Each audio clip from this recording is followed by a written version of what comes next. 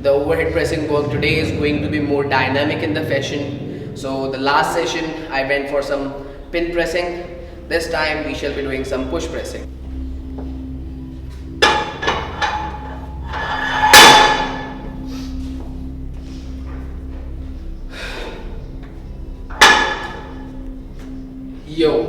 So the first set of the whole overhead pressing work is going to be a strict pressing set, just so that I can get my core ready for some heavier lifting, more dynamic lifting. I'm using some Olympic lifting shoes, more specific weight lifting shoes. It's going to start with some very light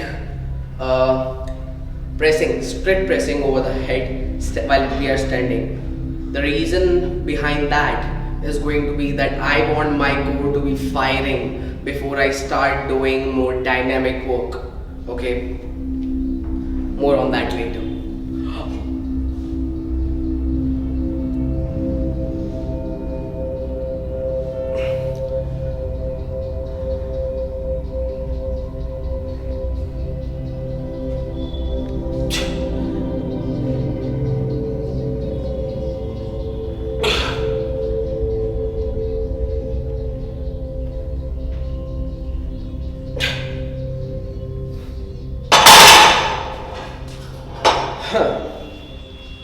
So overhead pressing is extremely important to be there in anyone's program.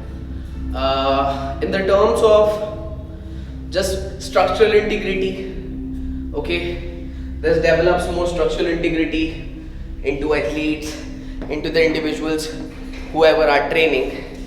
Also what it does is it gives you a look that traditionally has always been more aesthetic in the nature, quote unquote aesthetic in the nature, or more powerful in the nature.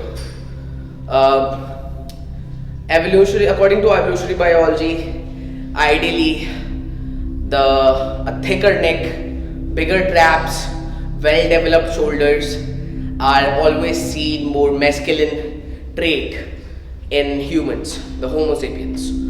So the reason and rationale about that I'm not going to talk much right now, but it is what it is.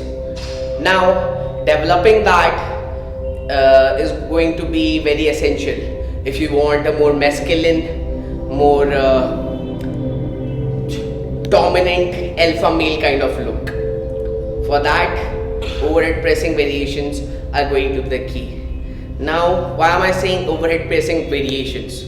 That would mean any variation would work, okay, but ideally we want for the most part of a program to keep the same variations of the movement and have progressions in those particular variations. Now again, I'm not contradicting what I just said by doing a strict pressing set in the start and then later on progressing to more push pressing work. I'm doing that for a specific reason. It's more of a warm-up set to get my core and my delts and everything in that particular area going. So now let's get to the more dynamic style push pressing work.